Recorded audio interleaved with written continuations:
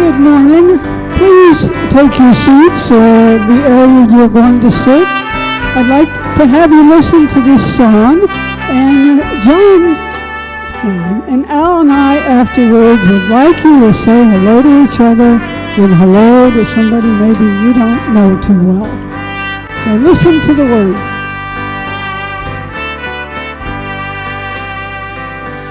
Lord will guide us, peace has tried us, hope inside us, really are speaking for thousands.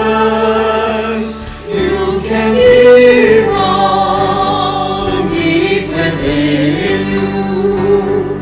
You can change the world with your love.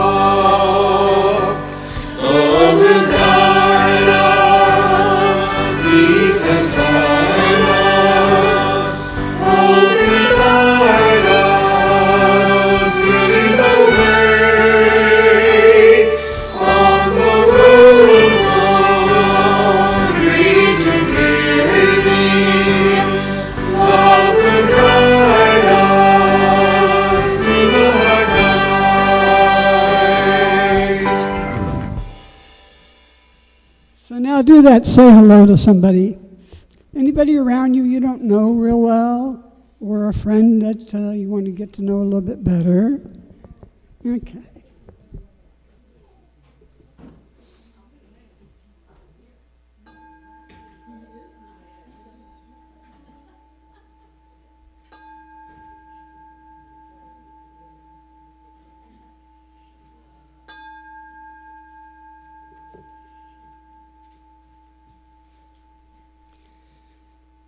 We invite the gong 3 times.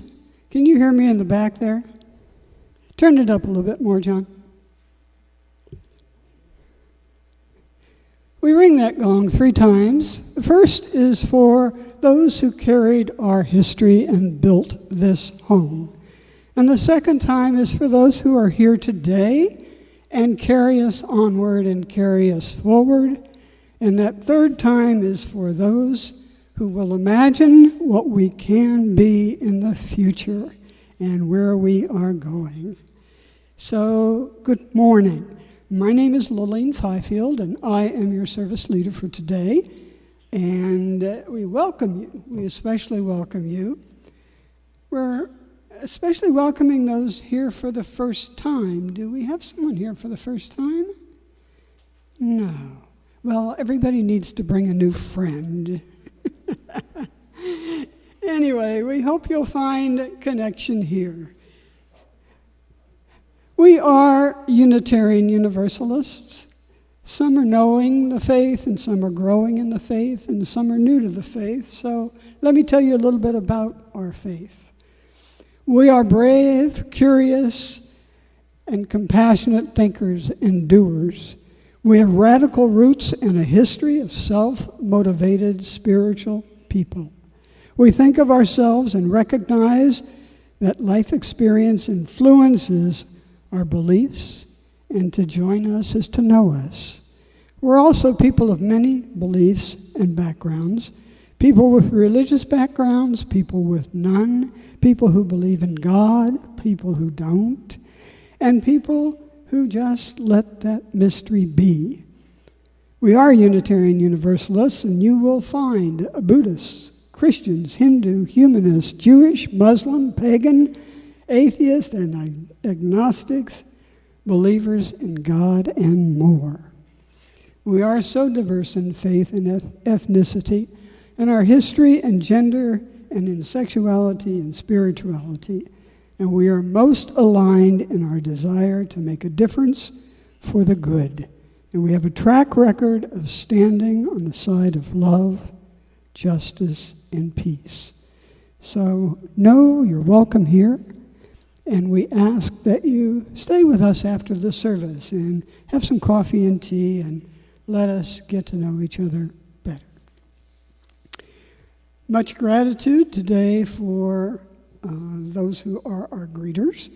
I saw Mary busy at work making coffee, and John is back there by the door. Thank you both. And our media tech today is John Milner. We're grateful for our church administrator, Genevieve Gonzalez, and of course to the Sunday services team. We have some announcements that are in your order of service, and I have an announcement that's not. You're a small group, so I hope you'll carry this announcement forward to everyone and anyone you know who's not here. We are very low in the number of Sunday service leaders, and we need help. We need assistance, be it people to pass baskets or light that chalice. We need people to do and learn some of the very small and minor things and find out for yourself that maybe this is something you'd really like to do.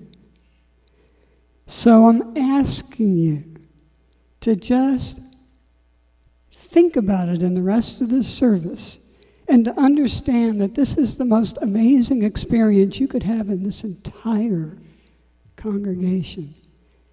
Because you get to work with the most interesting people, and you learn so much about love and about building trust. Working with another human being who trusts you to build a service around whatever they're going to say for 20 minutes. And that means picking music and picking words. And if you develop that interest, we will guide you through the process of learning how to do that. So you'll be as comfortable as I am, or as Kathy is, or as Jake Tranter is, and those are your Sunday service leaders now. And I'm going to have a knee replacement. And Jody's already having one. So we need your help. If you have interest, and I know some of you have indicated individually, I'm asking you, please, even if it's a little bit of interest, to come up and meet me by the candles after the service today. I want to talk with you, and I want to explore with you further. Quick question, do you have to be a member? You do not have to be a member. We have one other person who is not, but you do need to embrace the Unitarian faith so that you know what you're doing. Thank you for giving me that moment to do that announcement. It is really important to us. At this time, with some help, we collect money and food for the Fish Food Pantry. We've done this for many years in combined support with other churches, and it is part of our social action in the Roseburg community. We hope the money will provide food and shelter for those in our town in need. Our church offertory will come later.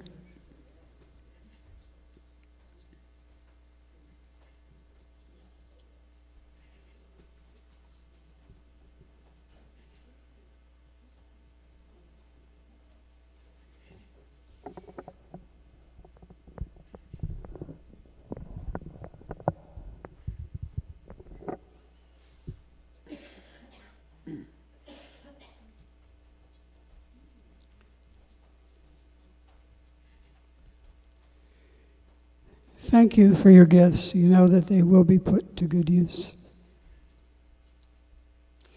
We now welcome our live streaming audience. And we hope they enjoy the service as much as you will enjoy it here.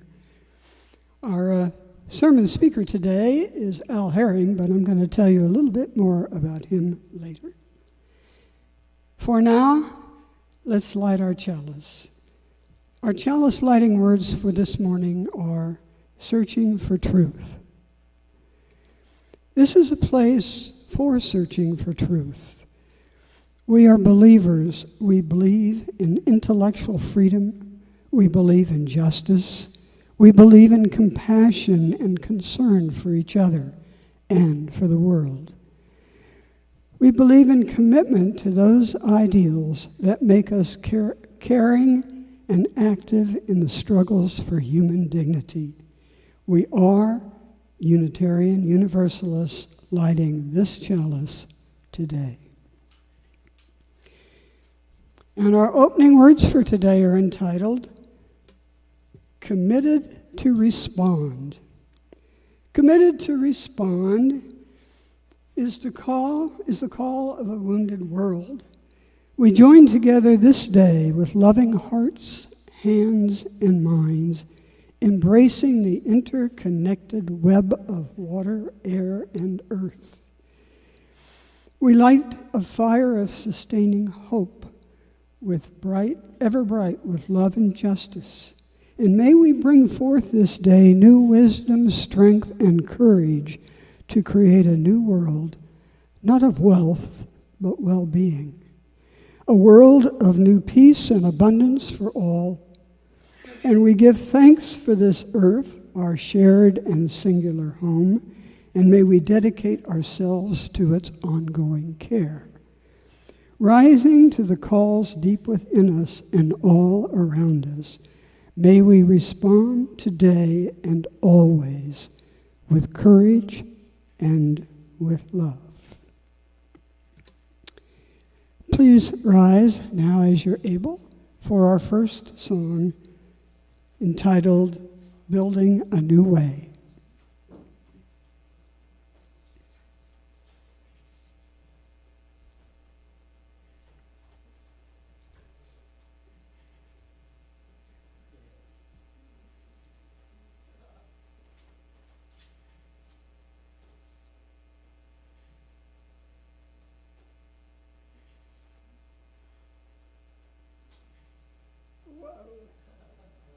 Come sing a song with me. No, that's not the one we want.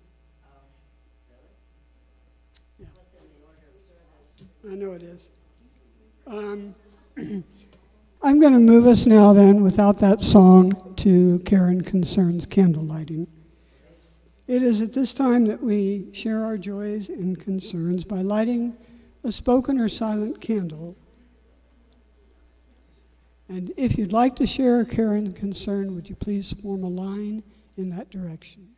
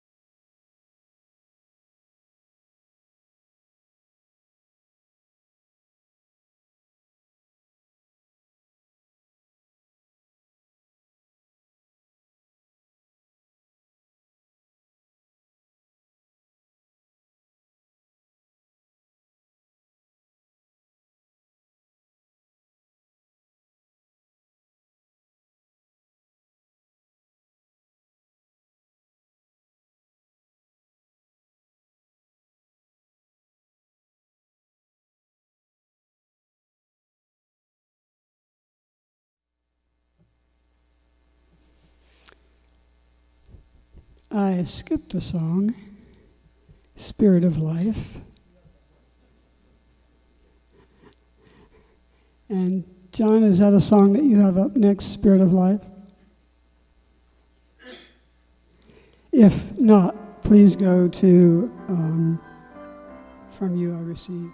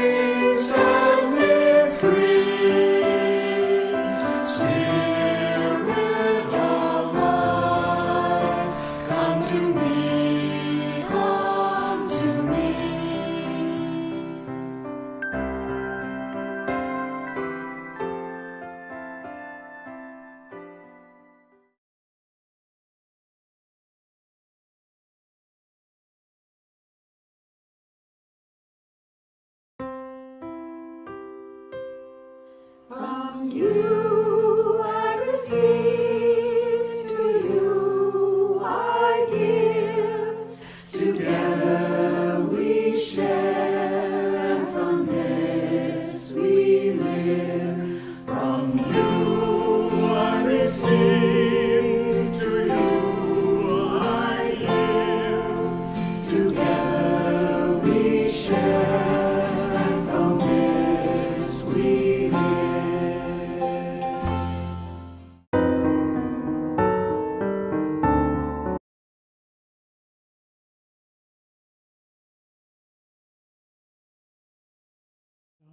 John Milner back there.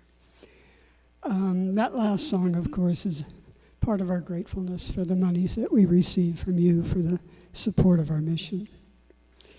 It is at this point that I'm about to tell you a little bit about Alan Herring.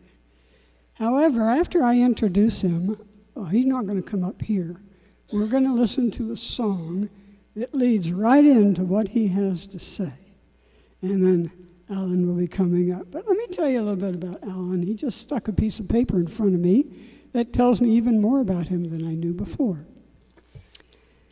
Alan Herring, who now goes by Al, was born in Newport, Oregon, a long time ago. Following a hitch in the Marine Corps, he earned a degree in metallurgical engineering from Montana School of Mines, and while there, met his maker, literally, whose name is Mary. And along the way, they had their first child, whose name is Kathy. And both Kathy and Mary are here with us today. So you want to, again, acknowledge yourselves? Great. Kathy has a husband, and he deserves a little bit of goodie. Thank you for joining us also. Anyway, so after graduating from mines, Al earned a graduate degree, again in metallurgy, from Cal Berkeley. This followed a career first working in research and development, and then managing technical and engineering departments in chemical manufacturing plants. I would not have known any of this about Al Herring. And his family continued to grow with the arrival of a son and later 4 grandchildren. Al was raised as a Methodist, but then he and Mary, who was raised as a Seventh-day Adventist, chose to remain unchurched for 36 years before being introduced to Unitarian Universalism by his daughter, Kathy, in 1997. We're going to get a clue yet to how old he is. Since then, they have been members of the UU churches of Ogden, Utah, Boise, Idaho, and now here, where Al has continuously served as membership committee chair and leader of our annual pledge each year. His talk today is entitled Celebrating DEI, and it will be his 8th talk.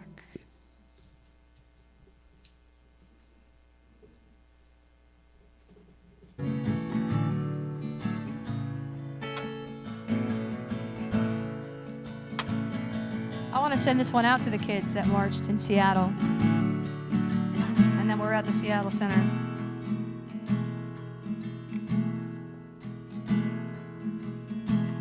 Come gather round, people, wherever you roll,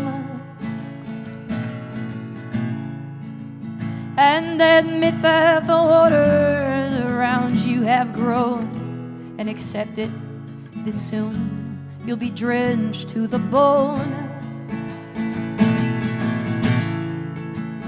If your time to you is worth saving, well, then you'd better start swimming or you'll sink like a stone, for the times, they are changing. And all you writers and critics who prophesize with your pens, yeah, well, keep your eyes wide, the chance won't come again. And don't speak too soon, for the wheel's still in spin. And there's no telling who that it's naming, for the loser right now might be later to win. And the times, they are changing.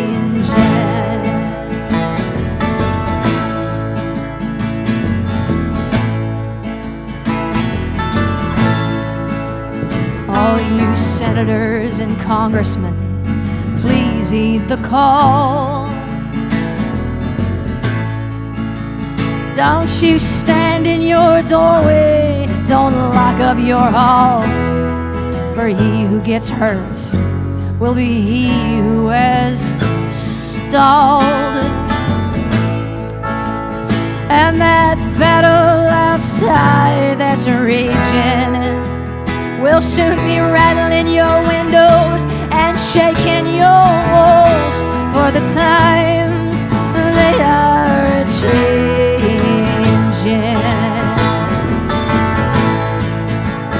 Oh, you mothers and fathers from across the land, well, don't criticize what you can't understand, 'cause your sons and your daughters are beyond your command. And your old road is rapidly aging, so come on and get out of the new one if you cannot lend your hand, for the times, well, they are changing.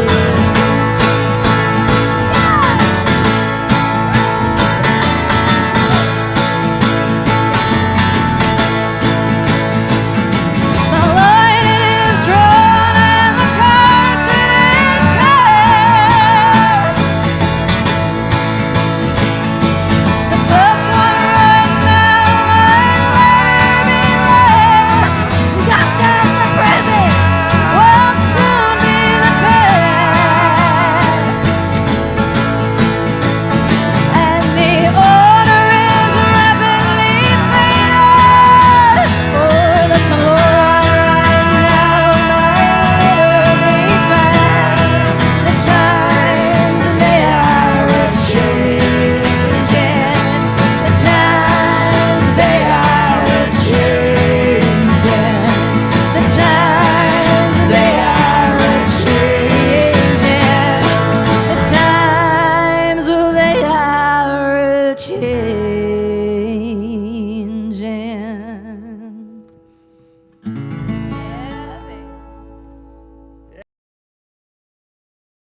Bob Dylan's Times They Are Changing, and we now welcome Al Herring.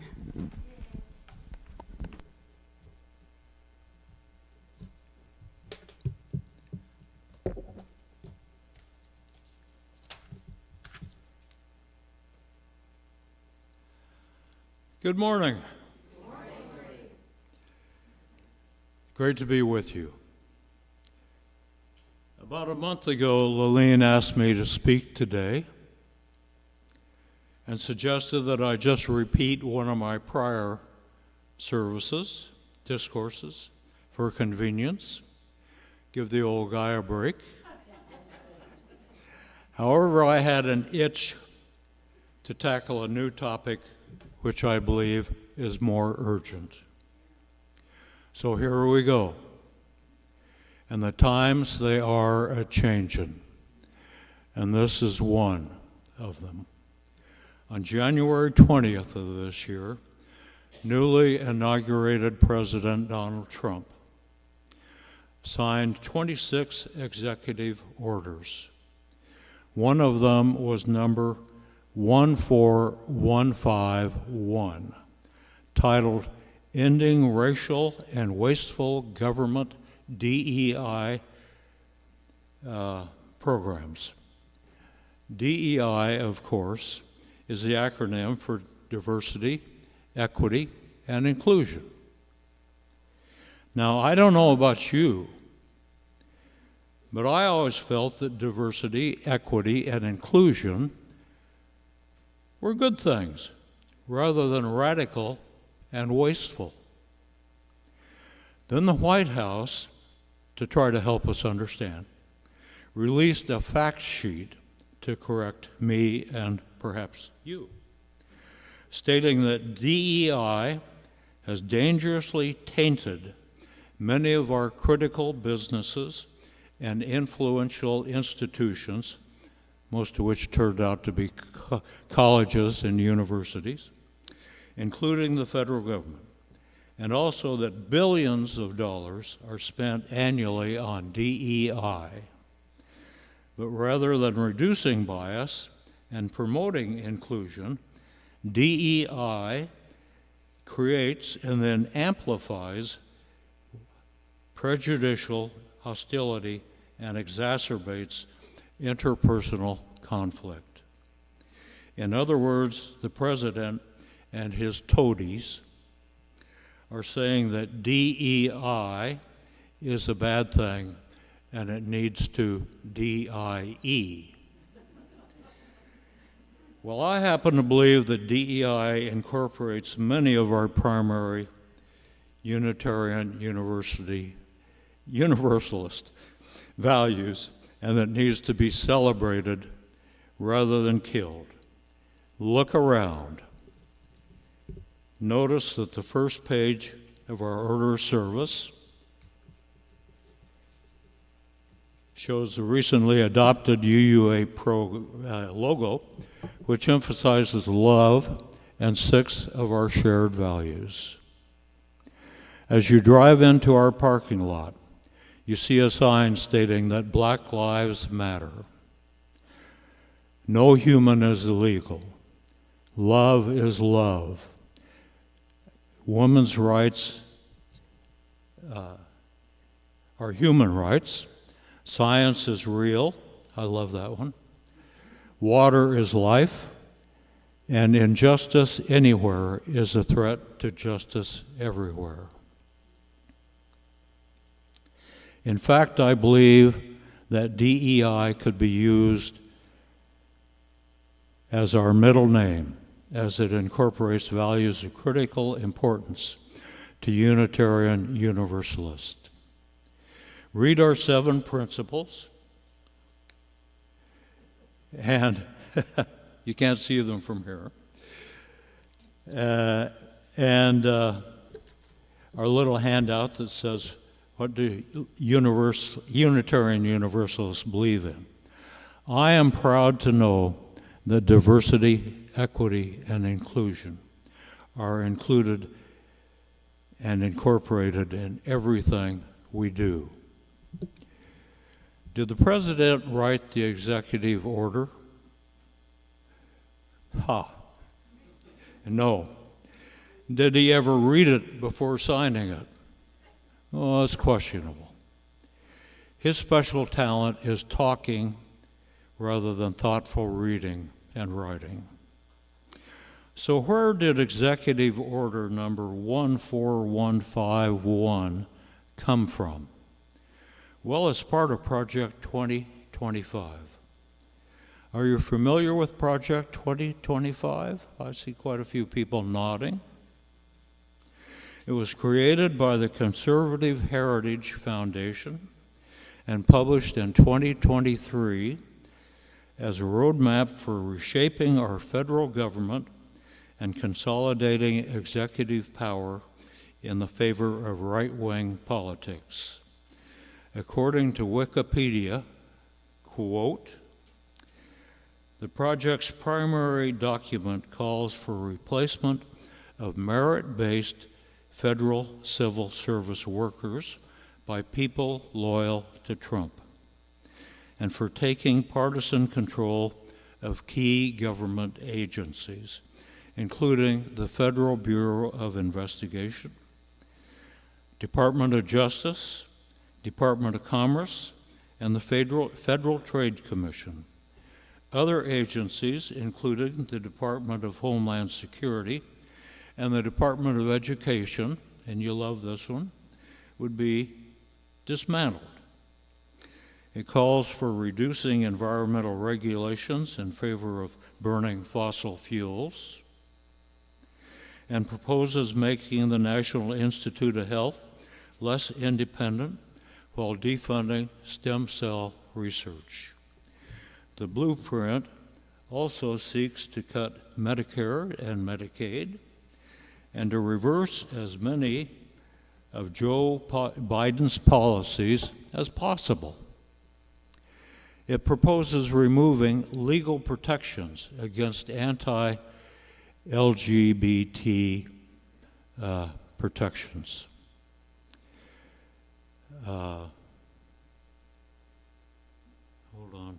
Yeah, and ending DEI programs while having the Department of Justice prosecute anti-white racism instead. Anybody here experiencing white racism? I doubt it.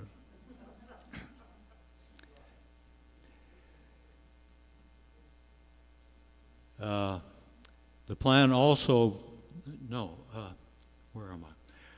The project recommends the arrest, detention, and mass deportation of undocumented immigrants and deploying the U.S. Armed Forces for domestic law enforcement, like they are in Portland, Oregon, right now.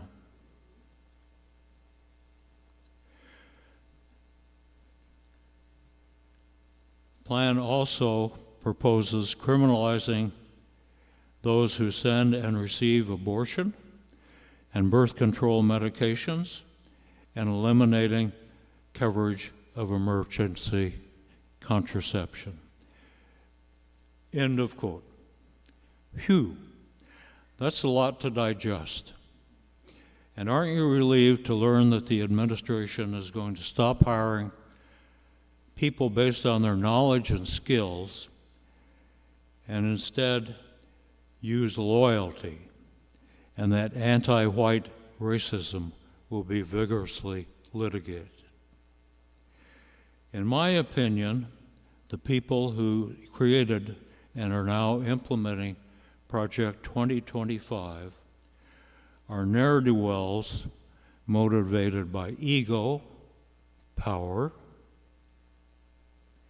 money, and revenge. They seemingly care much more about supporting their political party and cult leader than the U.S. Constitution and the rule of law. As it turns out, much of Project 2025 was too controversial to handle during the presidential campaign. So candidate Trump said in a Truth Social post during July of 2024 that he had no idea who was behind Project 2025, adding he disagreed with some of the project's proposals for the next GOP administration, and that some of the things they're saying are absolutely ridiculous and abysmal. However, it is now obvious that Trump had everything to do with Project 2025. This past February was a busy month as lists were compiled across the federal government, identifying employees who had ever worked in a post related to DEI, as well as employees who didn't work in such posts, but purportedly had taken part in some sort of diversity training, workshop, or affinity group or initiative. These employees were subsequently purged. The Office of Personnel Management also sent emails to federal employees encouraging them to report co-workers they knew of who had been involved with such activities. For the military, the administration compiled lists of officers accused of supporting diversity and had them subsequently purged. These ranged from officers who had made tweets in support of diversity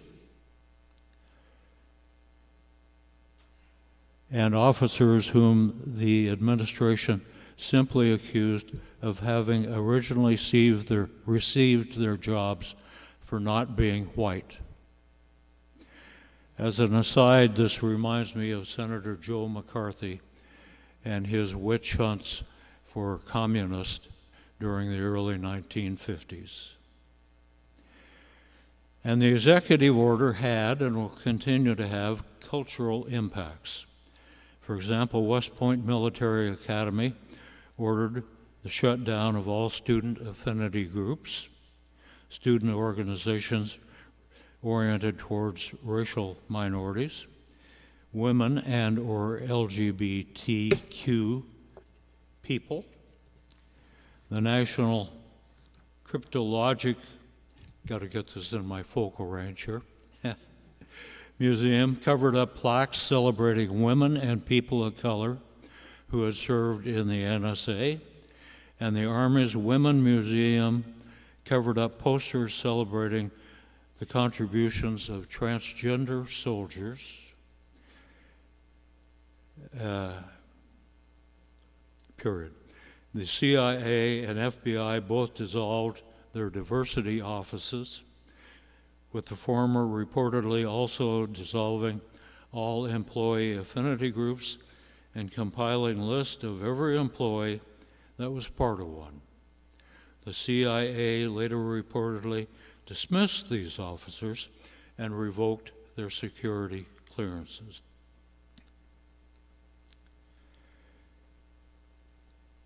Also, the Department of Defense Intelligence Agency, kind of sounds like an oxymoron, along with cybersecurity folks and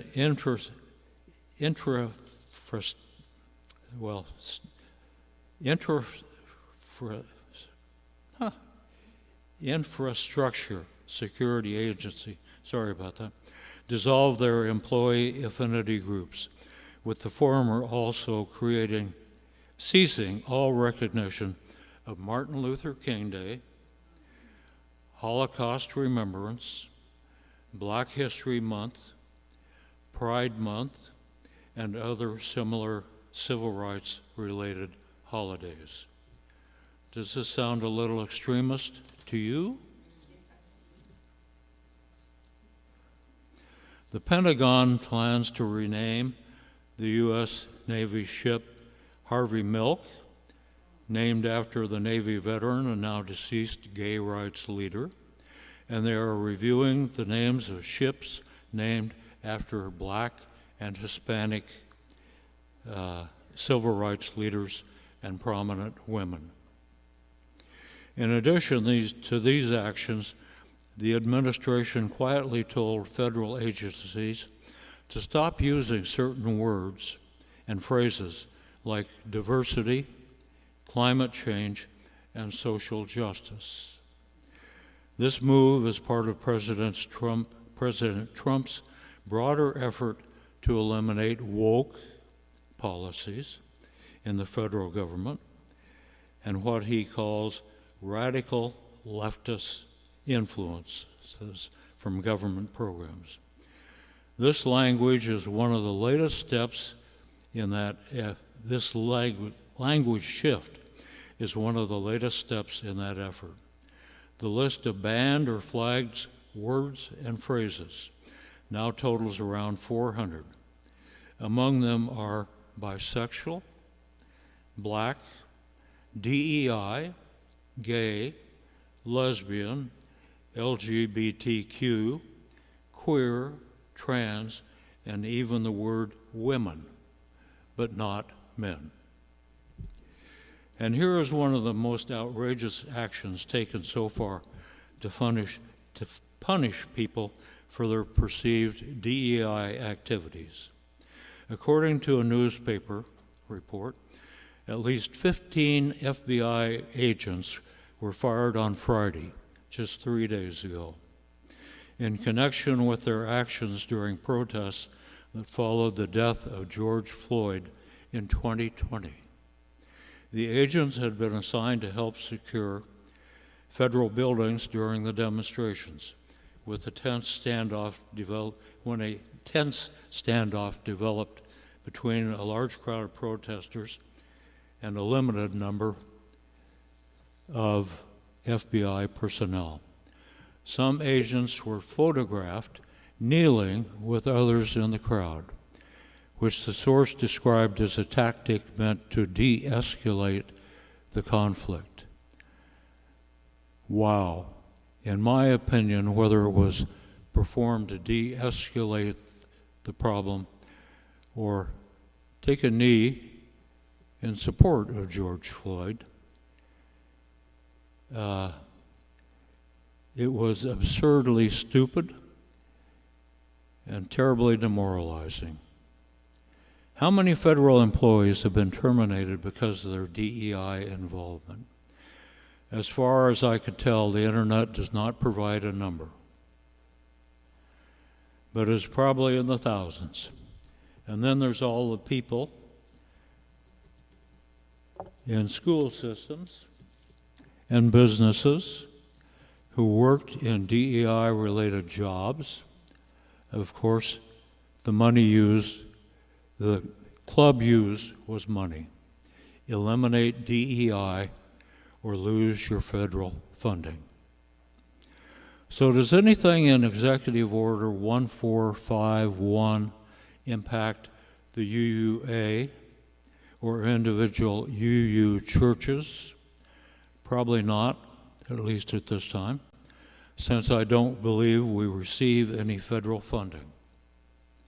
However, there are many conservatives who would view us as woke and radical leftists, and some of them would no doubt like to silence us. How could this be carried out? Well, the first step would likely be to eliminate our tax-free status.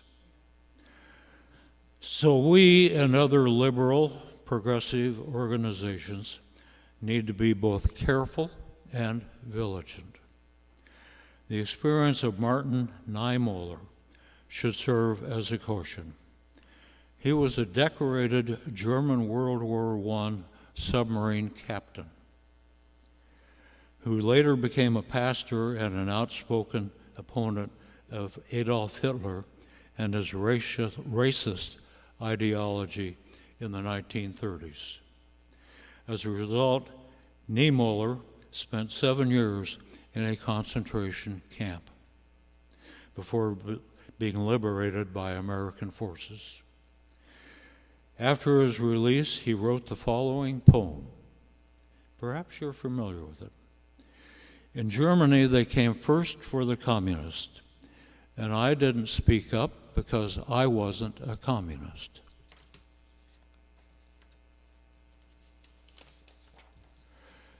Then they came for the Jews, and I didn't speak up because I wasn't a Jew. Then they came for the trade unionists, and I didn't speak up because I wasn't a trade unionist. Then they came for the Catholics, and I didn't speak up because I was a Protestant. Then they came for me, and by that time, no one was left to speak up for me. So we need to speak up. And we can do this by participating in local indivisible protests and gay pride events, and supporting UUA and our church, and by making sure that we walk our talk on DEI. Now I invite you to stand, and let's all give a shout out. You want to stand? I need you to take a deep breath. Give a shout out to celebrate diversity, equity, and inclusion. Here's the script. It's real simple.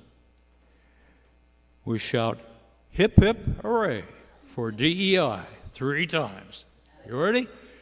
Hip, hip, hooray for DEI. Hip, hip, hooray for DEI.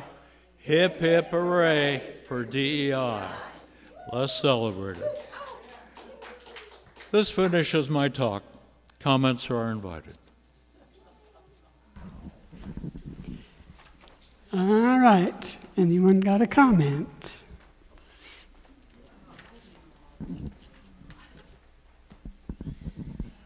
Please be brief, everyone.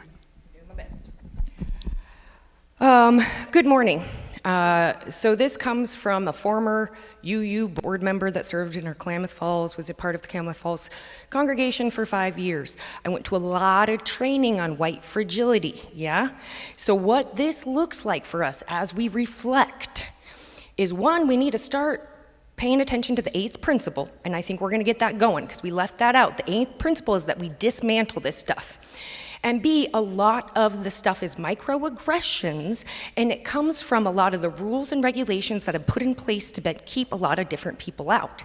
We have so many of those in this congregation, yeah? So we need to look and see. And so the basics of white fragility is you're asking me to change who I am, my life story, so you feel more comfortable. And that is not welcoming or okay. I would never, as long as you're not being abused or in danger, but there's a lot of levels, and we will get into that. But Jesus help us.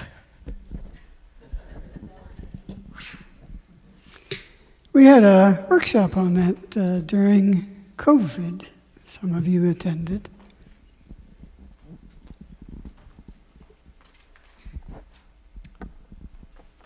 I don't even really need this microphone. Okay, first off, thank you very much to my father-in-law. He did an amazing job with that speech.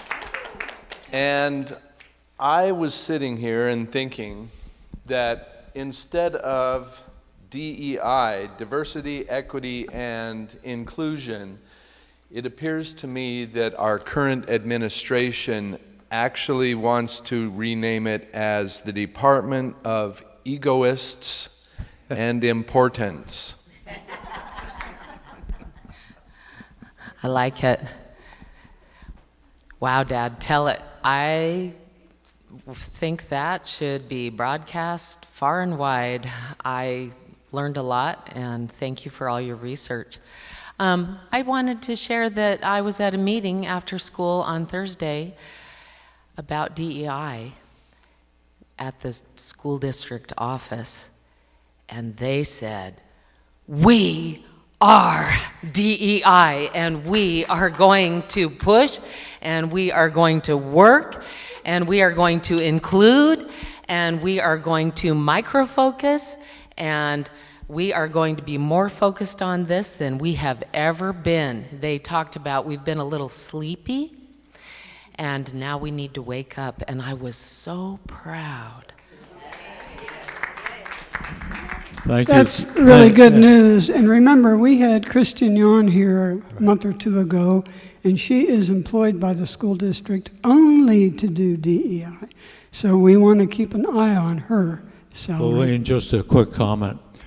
Kathy, I talked to your brother yesterday and asked how the University of Western Washington was handling DEI. And it was about, like you said, they're going for it full blast. Yeah. Well, how the times have changed, You bet. and they're changing again. There's a Greek saying, know thyself, for all else is in excess. And until we examine ourselves very carefully and always question our own thinking, we may think that we're accepting, and we're not. I say that because I grew up in Texas, a very, very red state. And I thought I grew up in a family that was accepting because we weren't allowed to say the word nigger. And yet, we told jokes about black people. And I remember my mother getting furious when my father brought home a black man and asked him to stay for dinner. And afterwards, my mother just really lit into my father and said, don't ever do that again. And so, as the years passed in that environment, I had to start examining myself.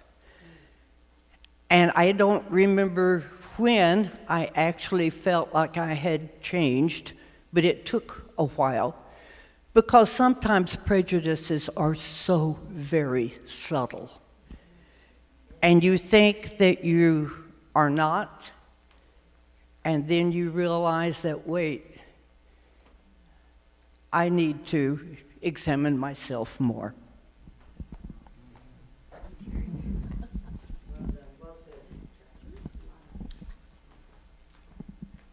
Good to see you again, Sam. Hey, Al.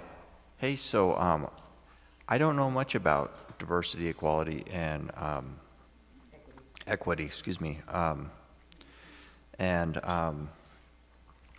Until I got here today, I mean, I know the values because they're the same values that Methodists have, you know what I mean? Basically of, love for other people and pluralism and, understanding other people's perspective and empathy and all that kind of stuff. Hey, I got a twist on the other side of the coin, though, is now I'm a voting Democrat, and I've been working as a consumer with Merkley and Ron Wyden for the last 20 years. Ron's been in office for a long time, been helping me out. But in the last few years, I had to go to the White House a few times for some issues, you know what I mean? And there was a time when I saw Donald Trump on TV, and he did me a favor. He was on TV with Hillary Clinton, and he started acting like me on the TV, right on the TV in front of millions of people. He started behaving like me watching him, as if he could see me and what I was doing, and gave me a hint that he has a pretty good bird's eye view of what's going on in the world. You know what I mean? And I can't remember, but I know he gave me a few other hints. And so even though he doesn't agree with what you would like, you know what I mean? Half of the country is Republican, and they seem to agree that he's doing something right. And I just know that I don't understand the issue myself in the particulars. Like, I'm upset because, like, Eugene had some funding on their mental health system cut back, and I know some of that has to do with what you're talking about now. I'm putting the two together, and so I've been a little upset about that. But still, the Democrats will get back in office when Kamala gets in office in the next 8 years or whenever she decides to do it. You know what I mean? We'll see what happens. So. Thank you, Sam. Okay, we need to be I don't short. think they would let you express those opinions after a talk at the Methodist Church. So isn't it great to have that ability to interact here? Okay, so I just wanted to say thank you, and I want to learn more. I mean, this is really like lit a fire, and I want to learn more about Project 25 and how we managed as a country to vote it through without really realizing that it was coming to pass. So there we go. We have a social action group here, and maybe someone could begin convening that regularly.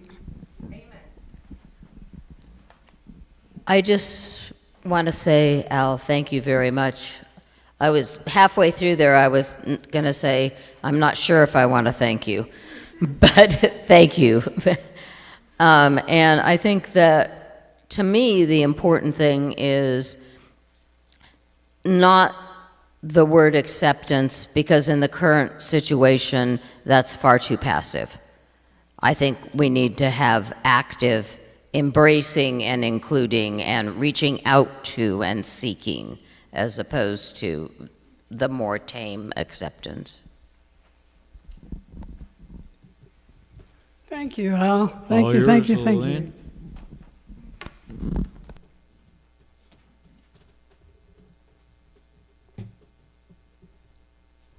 In the spirit of social action, there will be on October 18th another No Kings event put on by Indivisible.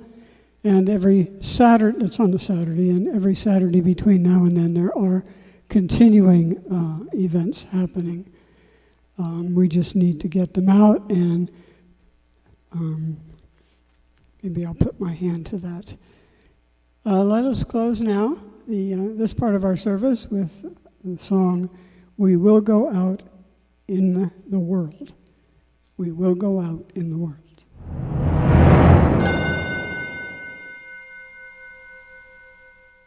We will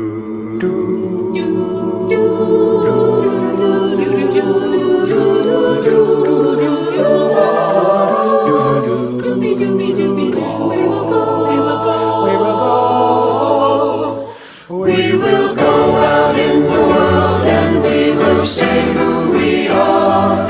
We will lift our voices strong and face the tide. There is one prevailing justice and it's ours to uphold. We will go out into the world. As I learn the power of compassion and love, and I see the work that has to be done, I will give my whole commitment to the task that's at hand until I start to see that change has begun. We will go out in the world and we will say who we are. We will lift our voices strong and face the tide. There is one prevailing justice and it's ours to uphold. We will go out into the world. I can make a difference every day if I choose, whether joy and love will win or lose. As close as friends and family or as big as the world, this work I will embrace and I will do.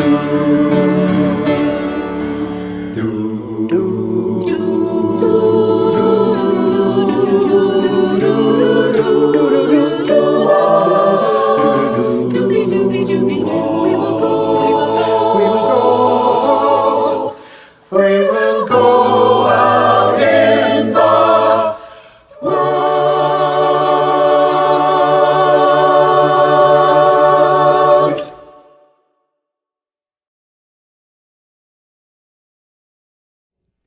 There are t-shirts available. They say "Side with Love." If you're interested, let us know.